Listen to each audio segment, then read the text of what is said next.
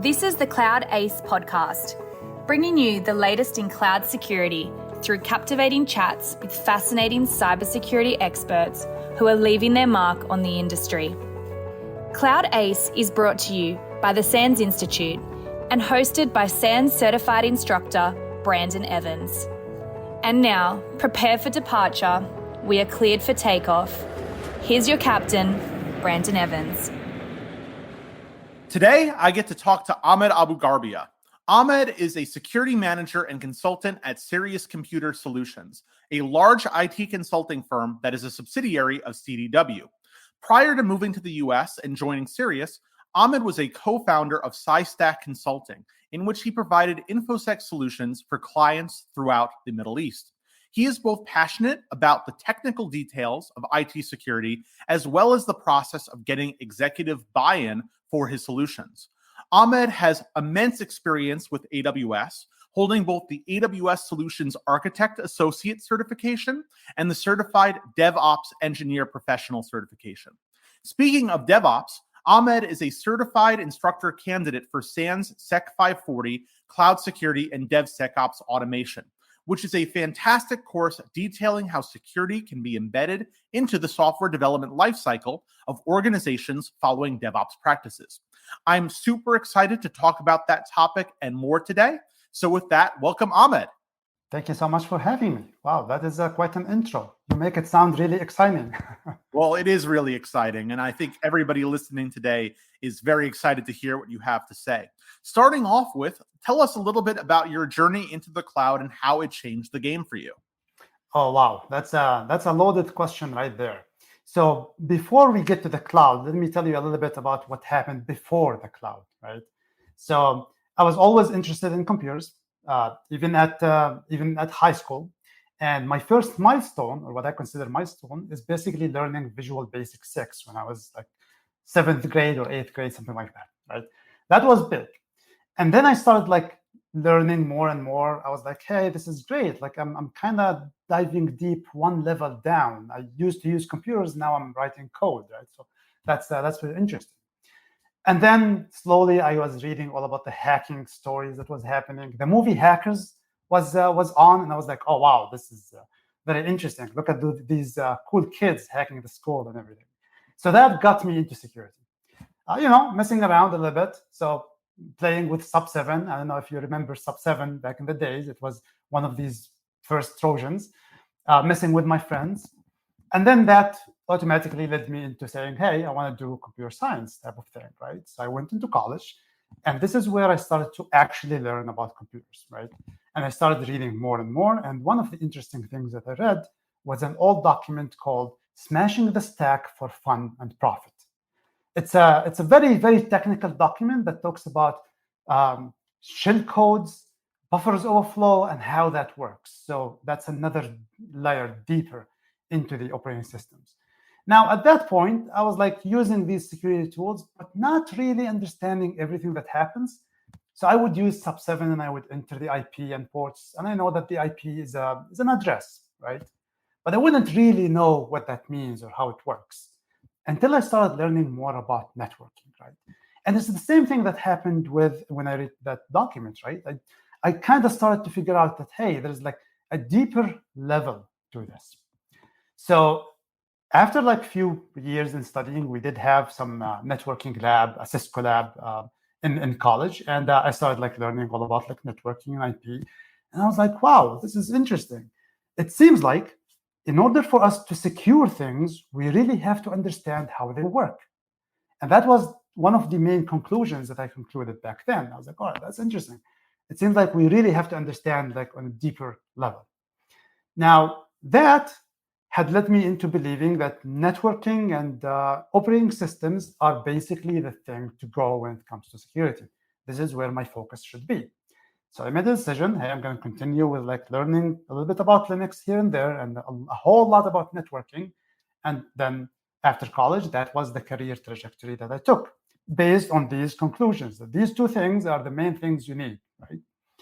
And just to add a bit of commentary onto that, there's a lot of themes in that introduction that you mentioned that I think are pretty consistent within IT security. And that is that you can really hack some things without necessarily knowing how these computers work, but it's really hard to defend them unless you understand how they work. And we're seeing all these reports of recent incidents with 18-year-olds or other quote unquote script kiddies that are able to just take down massive organizations, be it Uber or Okta or some other organization, just by being able to plug in something like an IP address. But I wish there was just a button that you can click that says, hey, let's secure this network. So that is absolutely correct. And I like the way you framed it. It exactly describes the problem we have. An example of that would be an old tool called Cain and Abel. It allows you to do like a whole lot of things without knowing anything, right? One of the things that it allows you to do is ARP spoofing. But then you really have to understand networking to understand how exactly this tool is able to trick two computers into sending communication to you so that you do a man-in-the-middle type of attack, right? It's really interesting. But that is what I figured out, right? Now you have to understand how things work. But the one thing you can kind of tell is that coding was minimum within this journey, right? I left college, graduated from college, and then went into a job as a Unix admin because there was no security jobs. But then I jumped immediately at the first chance that I had. So from there on, I was always doing security, right? So firewalls and intrusion prevention systems, web application systems. And WAF is particularly interesting. We will get to that in a minute. But yeah, that's basically it. So networking all the way. And then at some point, I had a friend who I grew up with, and we always shared this technical discussion. We learned Visual Basic 6 together. His name is Abdul.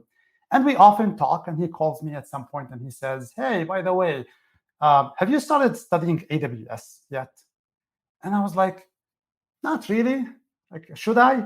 And then he was like, you probably should. Like, this is like the next best thing. I was like, all right, man, whatever. You want me to use someone else's computer, right? You want me to put my virtual machine in someone else's network. How do you trust them? And that is basically how I started looking into that. When I started looking into the AWS sphere, I was like, this is interesting, right? It seems like we're getting more and more into the application side of things. There's less emphasis on network and more emphasis on application-related things. So that's how I started, right? And then part of my job in the US was basically, hey, we have customers who need to do a bunch of security things in the cloud, and no one knows how to do that. And at that point, I was already certified associate, the Solution Architect Associate Certificate. So I thought I knew all about AWS. I was very confident. But then I discovered that it's not really the case. There is like so much to know. It's not just plugging VPCs and networks and that's it. There's a whole different level. So that's basically how I started digging into it. And then into other tools, CI/CD, etc. Well, when you say that you did not feel like you actually knew everything to AWS at that point, that's because no one knows everything about AWS. And that's an important takeaway that I think a lot of people still have not really fully acknowledged is like, you may be having some kind of imposter syndrome because you're like, oh, there's so much about this platform that I don't understand. But that's literally everyone. That's like saying that, oh man, I don't know everything about Linux. Like, that's so broad. You can't know everything about Linux. You can't know everything about these major cloud providers. You have to know enough to do the kind of work that you want to do. And you mentioned before about how more focus is happening with the application versus the network. And when we were talking about this offline, you mentioned how traditional security is oftentimes built around the applications. We have that metaphor of the moat, and we are going to build that network moat in front of our applications. That doesn't really work when it comes to cloud applications, does it? Oh, no, it doesn't. And if you are someone like me who came from a network systems background, after like 10, 15 years in working that, you start to set some sort of like established facts, more like a belief system, if you will, that this is the right way to do security and it could work for everything, including the cloud, right? So when you first move to the cloud, you try to apply these things into the cloud. You try to say, hey, how can I surround the application again and protect it? Now, this type of mentality does two things. It works in the old world, right? It works on-prem on some systems. In the cloud, it creates, you're kind of maintaining that wall between the developer aspect or the application aspects and the security engineering aspect. In the cloud, this wall is disappearing, if not disappeared totally. Now you have to kind of shift your mentality into more engineering-like, right? So now you have to think about the application and all of the APIs. You can't just say, I'm going to surround an EC2 instance with a firewall. Well, there already is a security group, right? But then what do you do when you have a serverless application, where you have an API gateway, and that API gateway communicates to a Lambda that communicates to a DynamoDB, right? You can build that entire application completely serverless. How do you surround that application now? It just doesn't work, right? Instead, the mentality should be more on how do I learn a little bit of coding and more about the application, a whole lot about APIs, and then how do I apply or use the security features that a cloud provider provide us with. And I think that this may just be a disconnect for me personally, because I've always had that application mindset. I've been a developer for a very long time. I remember working with Visual Basic. That's something that I don't think about much anymore. And thank goodness I don't have to think about it anymore, because it wasn't exactly my favorite programming language or tooling by any means. But it seems to me, and I love your perspective about this if I'm mistaken, it seems to me like a lot of people that work in IT security have mostly focused on securing like back office infrastructure, things that are not public facing. So when someone says, okay, we're going to use some network controls to protect our API gateway, I'm like, what are you talking about? The API gateway is supposed to be public. This is how people use our application. If you lock it down at the network level, you've destroyed the application. So is that your perspective, that maybe people are just so focused on things like back-end databases or back-end HR finance systems when it comes to IT security that they just miss the forest for the trees? It is absolutely, that is absolutely correct. And the reason behind that is, as I said, the years and years of training and mentality that is kind of molded into this technical security religion, so to speak, because that is how it is being taught, and it has been taught forever, and that's what people get. And again, the same concept applies. In order to secure things, you need to understand how they work. So that concept is still true. Now, in cloud, we're trying to do exactly what we're doing on-prem, but the tools and the details are different. So we're not putting firewalls and isolating the applications anymore. We want to allow them to be not isolated. We want to allow them to be deployed faster and communicate with each other faster. But there is so much in terms of security that we can do without actually this idea of isolating or like surrounding the application. The web application firewall is a good example of that, because the web application firewall is a network device that is supposed to protect the application. And I don't know if you ever worked with one, or maybe you worked with someone who manages a WAF. Typically, the folks who manage the WAF are either security people or maybe network engineers that do not have much to do with the application side. So now you're supposed to filter out these requests, but as a security engineer, you're totally disconnected from the application. And on the application side, they're totally disconnected from security. So that was a clear sign back in the days that this is not the right way to do. Yes, a web application firewall, I didn't really see much of a value to it when I first was introduced to it as a developer. But the more I learn about security, the more I say, you know what? A web application firewall is going to look for some payloads that are malicious and block those payloads. You're probably right that there's not going to be any users signing up for my application with the name apostrophe space drop all tables from database or whatever. You know, Little Bobby Tables is not a real legal name. There's no real legitimate reason to put in that kind of payload. So surrounding your application with something that is going to block obviously bad payloads, I get the value of that. But just because the payload seems legitimate doesn't mean that it is, right? You still need authentication. authorization, those things. How could you possibly have a system that doesn't know anything about the application prevent those kinds of requests? And the answer is they can't. And yep, and the challenge is the knowledge, right? People who configure the web application firewalls do not understand how they're not the ones who wrote the application.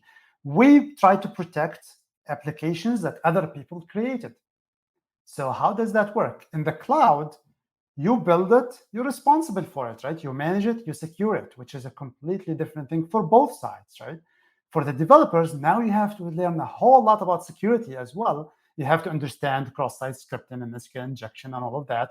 And then you also have to understand the cloud security aspect of it as well, because you're deploying, you're building it, and part of it is basically security. So it's embedded in the application now. Kind of the whole two words are merging. Yes, certainly. And I was having a conversation with someone, and possibly this conversation will happen on another episode of the podcast, but everybody mentions about how developers are going to have to do more work in terms of security.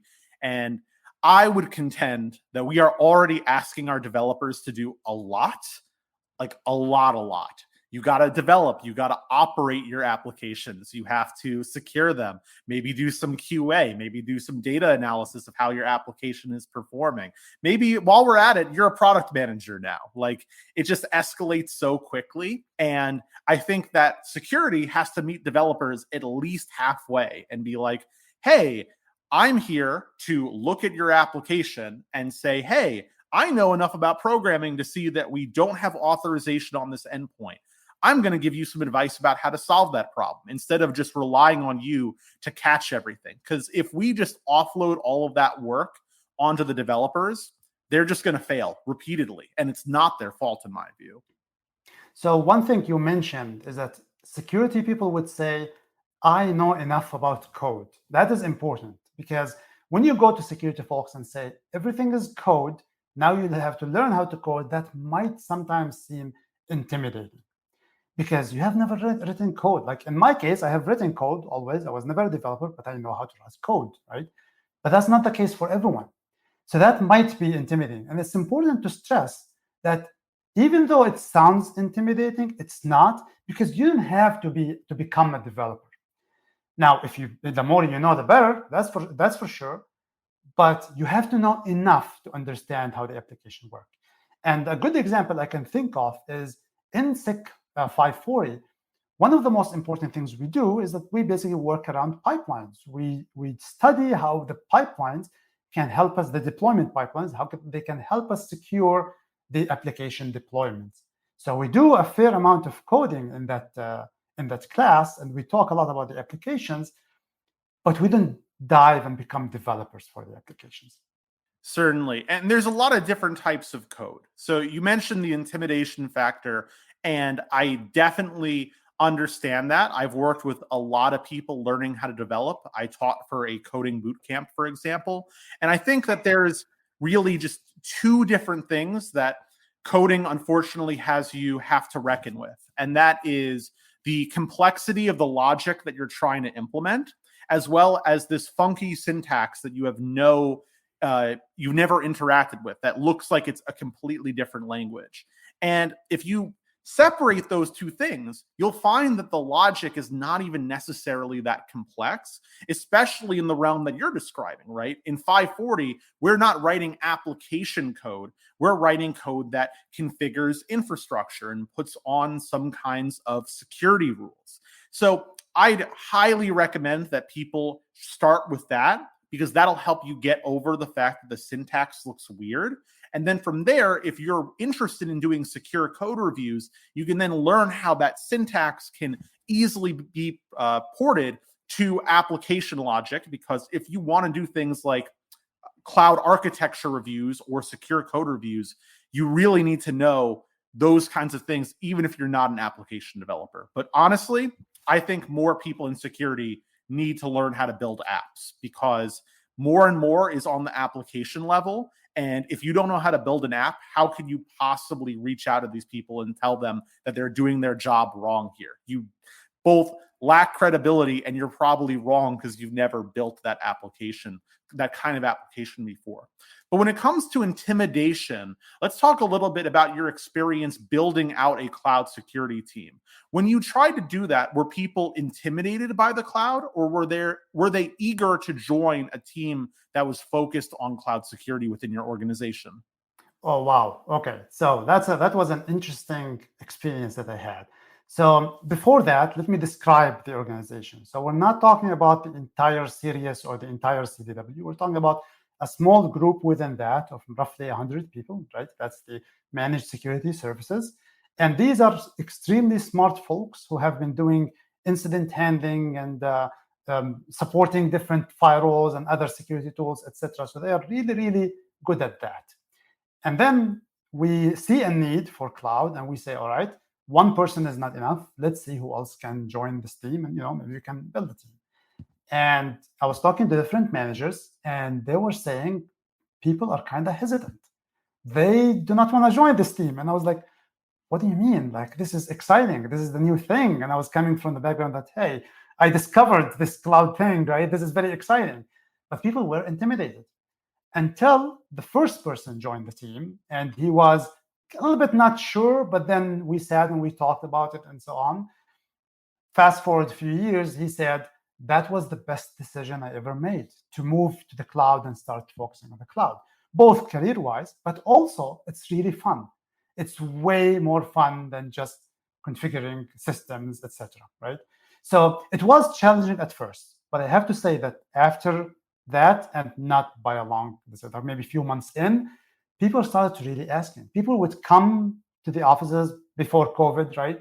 And they would see our team doing code things, and they would say, like, are you guys writing code? Like, this is kind of strange. So slowly that intimidation kind of faded away. And I'll tell you one more story. When we first started the team, we have a tradition that we built up called Tech Friday, right?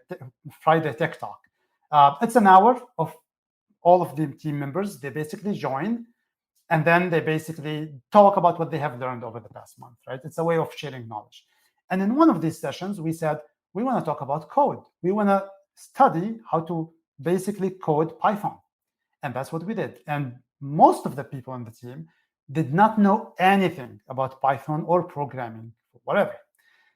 If you fast forward to today we have people who build Terraform code. They script in Bash and Python. They write Lambdas. They create pipelines. They add security to these pipelines. It's a whole different machine. We use Jira. We have a Scrum Master. Can you believe it? A Scrum Master in a security team.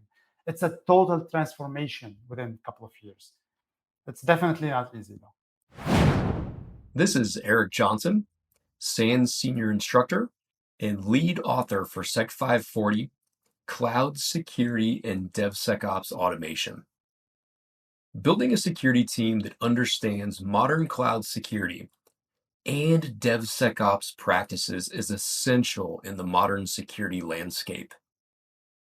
If your organization is working in or transitioning to a public cloud environment, SEC540, Cloud Security and DevSecOps Automation is the course for you. This course provides development, operations, and security professionals with a deep understanding of and hands-on experience with the DevOps methodology used to build and deliver cloud infrastructure and software. Students learn how to attack and then harden an entire DevOps workflow from version control to continuous integration to the workloads running in the cloud. Each step of the way, students explore the security controls, configuration, and tools required to improve the reliability, integrity, and security of an on-premise and cloud-hosted system. Learn how to implement more than 20 DevSecOps security controls to build, test, deploy, and monitor your cloud infrastructure and services. Learn more about the DevSecOps journey at sans.org/SEC540. Thanks, and we hope to see you in a class soon. And I definitely get the intimidation factor, but like you mentioned, it's one of the best types of experience you can get, and it's super helpful to your career. Now, I want the folks that are in that position right now, the folks that are listening to this podcast that are intimidated by learning cloud or intimidated by learning programming. I want you to do a little bit of a practice with empathy to get back to the conversation we had earlier, which is if you're intimidated by code, why are developers not intimidated by learning security? The hesitations that you have to learning code are the same hesitations that developers have towards learning security. So I basically was in the exact same scenario as your colleague, but I was there from the opposite perspective. I had a lot of experience with cloud and with application development, but I was intimidated by this whole security thing. But I decided to, make that plunge and learn more about security. And it was something that was incredibly valuable to me.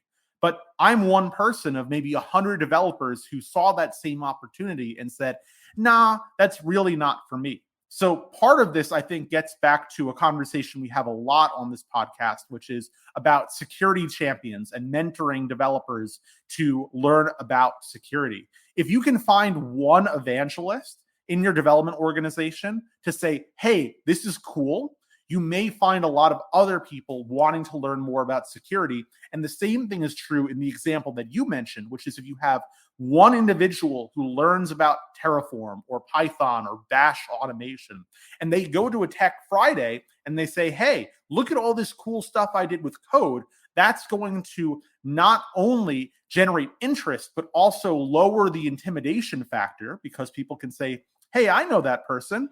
That person and I are relatively the same level of competency. If they can do it, I can probably do it. And the answer is yes, you can probably do it. Programming's not as hard as people make it out to be. Absolutely. There are few things also that help me personally. So I think management buy-in is really, really important because in your job, if you want to spend some time learning code, that time will have to come from somewhere. You either have to do it over the weekend, after hours, or as part of your job. So management has to understand that this is something that will take some time. If you want to build a cloud security team or a cloud engineering team whatsoever, there has to be this investment at the beginning. I was lucky that my VP was super supportive and they saw the really importance of this. And they said, all right, you know what, fine, take your time, do the studying that you need, reskill the entire team, and there you go. So that is very, very important. The other important aspect is this mentality of becoming a builder. Now, I think this is very important, right? Because when you work as a consultant or when you work as a security engineer, you don't really own the application or own any part of the infrastructure that you're trying to build, that you're trying to protect. But when you start to think as an owner, like now you're building something and you have to protect it, now instead of thinking day 0 or day 1, the lunch basically as a consultant, now you're thinking about day 360, right? Is this going to work a year or more from now? So this whole mentality shifts. You're not going to write code that works once. You have to think about maintaining it. You have to think about how much time and dedication that requires. So I would highly recommend for anyone who wants to get into this field, find some sort of a project, even if it's a completely meaningless project that is just for the sake of learning, and build it. One of the things that I ran into is I was trying to learn more about serverless applications. So I ended up building an API and then a Lambda and then DynamoDB, right? And then a friend of mine said, you're not very smart, are you? Like, you're using old technology. I was like, what do you mean? This is serverless. And then he said, have you heard of GraphQL? I was like, I have, but it's a taboo topic. Like, it's really weird. He said, use AppSync. So I replaced the API gateway with the Lambda with AppSync, and I was like, oh, wow, this is like really, really different. The developers that are listening to us will find this very trivial, but I'm sure that security folks who are listening to us are going to say, what is GraphQL? And I highly recommend that you guys look it up. Maybe we'll share some notes on that. I have a little bit of a different take with regards to GraphQL, and it's the same kind of take that I have with technologies like Kubernetes. You mentioned that this is potentially trivial to developers. No, I think that it's actually quite complex and that people just want to be on the newest, coolest thing. Maybe I'm just a little bit biased because I haven't really taken the time to invest in that particular area. But what I do know about people that have engineered applications using GraphQL is they oftentimes get authentication and authorization horrendously wrong. Whereas if they build a traditional API, they don't necessarily make those same levels of mistakes. So that's just my personal experience that, hey, learn more technologies, absolutely, but don't assume that developers actually know what they're talking about. And if someone tells you, hey, you're using an API gateway and serverless Lambdas, you're working with old technologies, that is a huge red flag that they are focused more on working with new technologies, what I like to call resume-driven development, than actually solving a problem. Because if they're saying that serverless is inappropriately old, they're being ridiculous, in my view. But to get back to your point about, well, do you want to add something real quick? Oh, no, I was going to say that it's also interesting that when you have a new technology, just like the cloud, you have to really understand it more before you put it into production. And we have, like back in the few years back, you would always hear these people putting public buckets. And it's the same thing. It's a new technology. We didn't really understand it, but we pushed it. So I think it's really important what you said about like making sure that we understand it very well before we put it into production. And think about that gap that you just mentioned. Hey, S3 buckets are still a relatively new technology. Meanwhile, here in developer land, we're like, hey, serverless and React, that's so 2020. It's time to look at Vue.js and GraphQL. And for some reason, we're going backwards into Kubernetes when serverless is technically a more lightweight technology. It doesn't make a whole lot of sense to me outside of resume-driven development, but hey, it just illustrates the huge gap between security and development. But back to the conversation you had on the executive and leadership side about how you have to get that executive buy-in. I just want to speak to all of the leaders that are listening to this podcast right now. The solution is not telling them to learn this stuff on the weekend. Oh my goodness, please do not only allocate that kind of time. Number one, it's kind of insensitive to the fact that people have lives and that you're asking them to do work outside of their normal work hours. Please don't do that. Number two is that, hey, we live in a mostly full-time remote, if not hybrid world at this point. And I know there's a lot of studies that say that full-time remote work is just as productive, if not more productive, than working in an office. But I'll tell you what, if you told me to learn something that I didn't want to learn on a weekend, I'm not in front of my computer on a Saturday. I'm taking a hike. I'm going to enjoy nature because you've already had me allegedly working 8 hours in front of a computer in my house all alone Monday through Friday. So executive buy-in to get people the ability to learn those technologies during their actual work hours, I think is so critical. You can't just say, hey, let's invent more hours for the developers or the security people to learn new technologies. That's just not reasonable, and they'll learn worse as a result. So that is an interesting point, right? Because you will always have those folks who are really, really interested in a specific topic, and they would spend the weekend learning on that. And those are the people that you don't have to worry about. Those are the experts. But then for everyone else, it's kind of unfair to ask them to do the same thing, right? So that's why allocating time is really, really important topic. And I've seen this I've seen organizations who have been trying to get into the cloud and kind of incentivize people to study more without giving them the time to actually do it. So now maybe you would have few people who would do that, but then in many cases, these people would leave. Sadly. Exactly, right? They're the unicorns that can go anywhere. Why would they stay in this organization that didn't even decide to invest in them to learn these kinds of things? You don't have to worry about the people that want to work on weekends. You have to worry about everyone else who I think reasonably does not want to work those weekends and still is interested in learning, but isn't going to sacrifice their entire social life and their time with their families in order to do so. We kind of diverted a little bit, but I think this is an important point. As a leader of a team, you probably want to create this really good environment, because this is such a competitive market right now, and it's really difficult to find and train and replace people when someone leaves, right? I think everyone is having this problem right now, at least in the US, right? Everywhere as well, but especially in the US. So you really have to create the circumstances that would make people more relaxed, more happy to work with you, enjoy their work, right? It has to be a little bit exciting as well, at least. It can't be like, hey, you're like just a ticket monkey, right? You just like move things around, very boring. I think that is also important.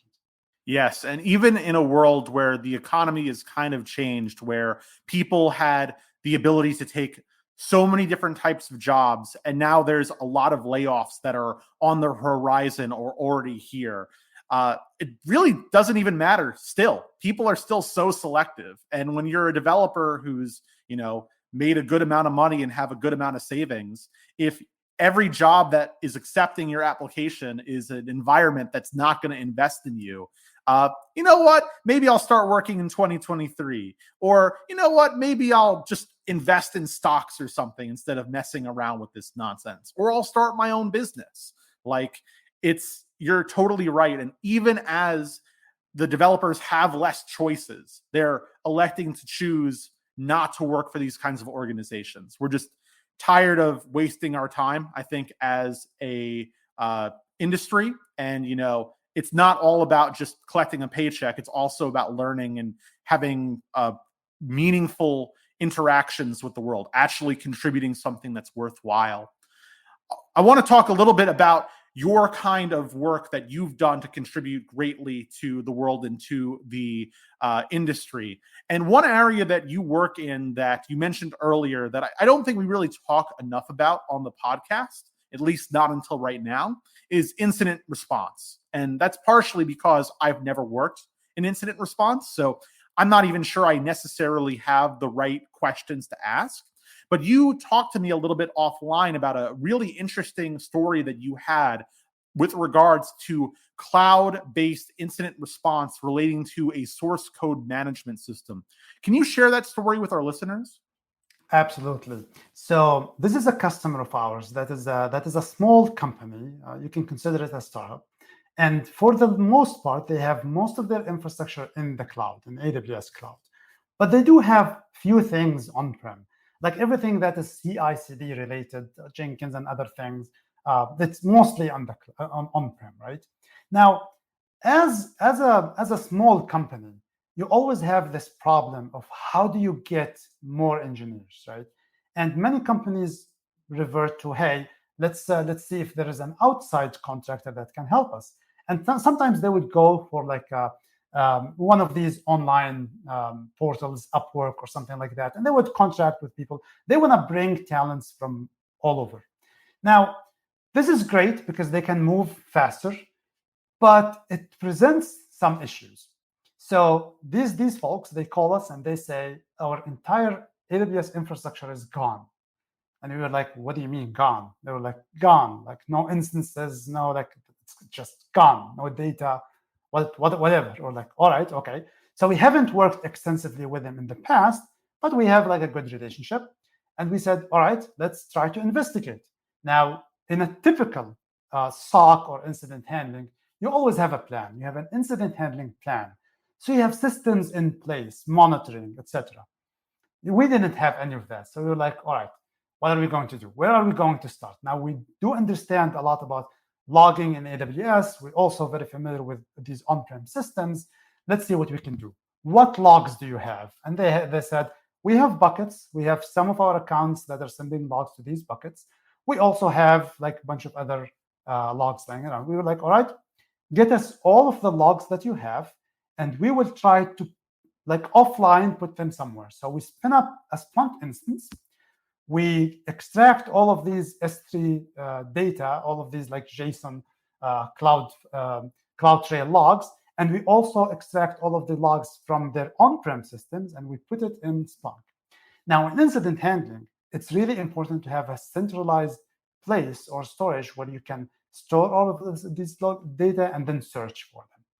And these SIM tools are amazing, in my opinion, despite all of the discussions around them.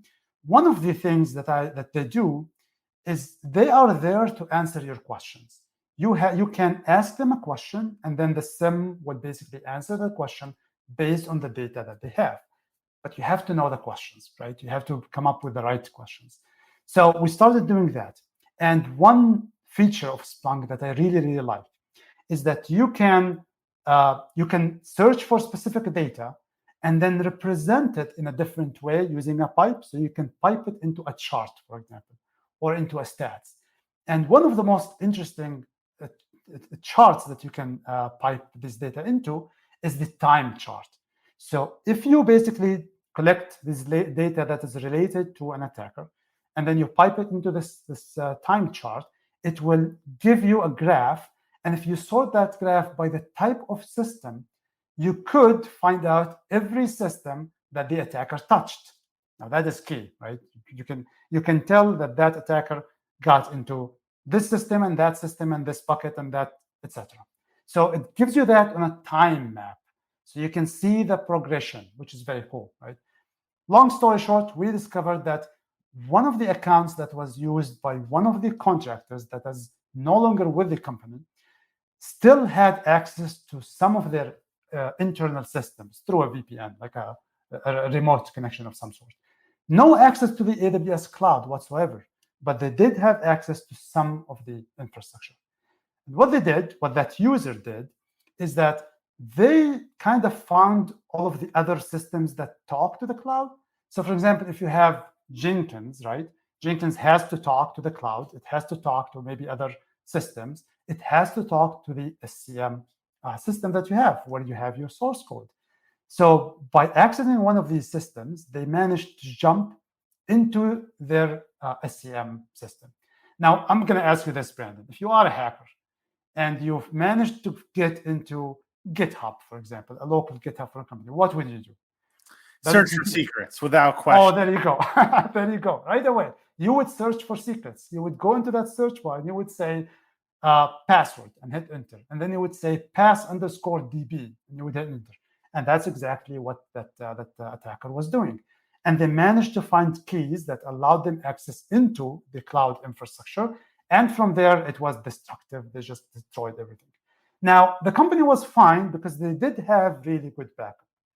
And we kind of did understand most of the things that happened, but there are many things that we couldn't find an answer to. Most importantly, was that malicious actor the actual contractor, or the credentials of that contractor were phished somehow, or maybe stolen, and then another malicious actor decided to go in? And this kind of gives us, I was thinking like, hey, what could we have done differently if we are to re-engineer this entire scenario? And there are like so many things we could have done. One thing, centralized logging somehow. It doesn't have to be a SIM, but it has to be centralized. Another thing, there has to be some sort of a control on the endpoints. Their contractors would use their own personal laptops, and then they would be maybe on a longer engagement or maybe on a shorter one, and then they would just leave. And whatever access they have, it's not necessarily revoked, all of it. So in this case, their AWS access was revoked, but their internal system was not. You would think that the typical thing to happen is the opposite, right? You would like disable the VPN access, but forget about the cloud. In that case, that's not what happened. So if you are to go back, there are so many things that you can do, including secrets management, right? And this is one topic that we heavily focus on in SEC540, precisely because of that. These are the keys of your kingdom. And that was the first thing that came to your head, right? Search for secrets. Yeah, I mean, there's so many lessons to learn from that conversation. Like you said, centralize your logs, but also don't depend on just network controls like a VPN. Have proper secrets management, because not only can you search for things like password, but you can potentially search for well-known patterns that these credentials have. So basically, every AWS credential follows a particular format, and there's a couple different choices, but they all start with A, and then there's a couple other prefixed characters that you could search for. Every single JSON web token starts with EY capital J. You can just search for that. So much damage can be done with just that information. And Jenkins also just has so much power almost all the time, because you're basically giving Jenkins the ability to manage your entire account. Well, if you give Jenkins the ability to manage your entire account, you shouldn't be that surprised when Jenkins is able to delete your entire account. So it makes perfect sense why you are teaching SEC540 with a story like that. So as we conclude, because we unfortunately have to, I wanted to ask you a little bit more about that course and your experience teaching that course. So one final, pretty open-ended question with two parts. Number one, what is the thing that is most interesting to you, or the things that are most interesting to you about teaching SEC540? And also for those folks at home that are interested in getting involved with SANS, what advice would you give them when they're trying to start that process towards potentially instructor development?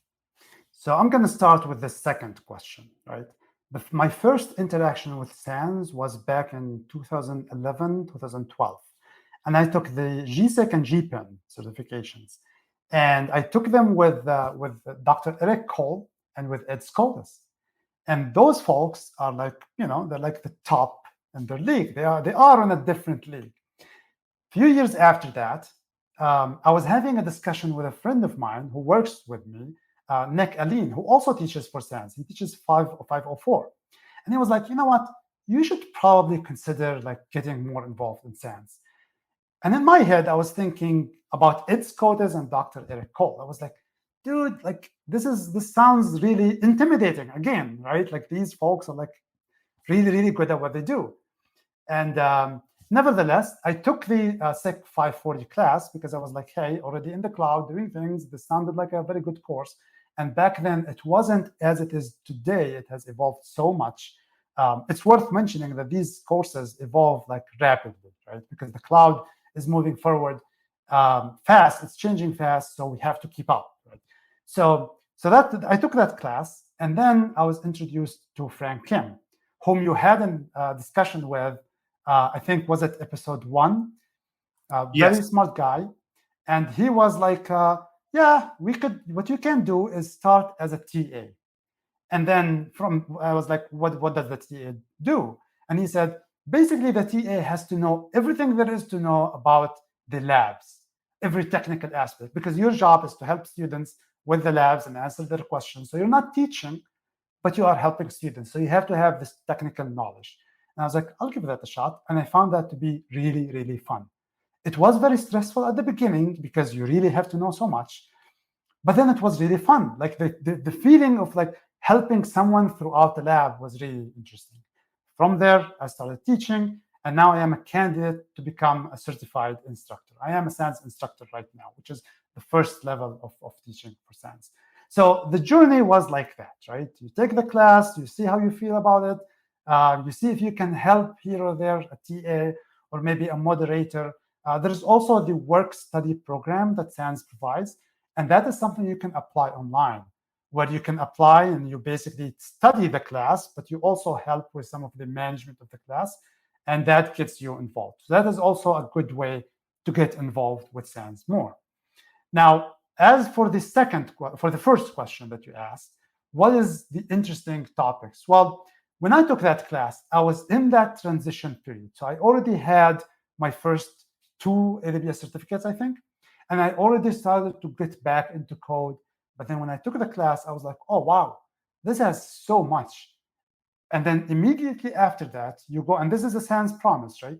You take whatever you learned and you can apply that the following day. I could go back to my team and say, hey, guys, you know what?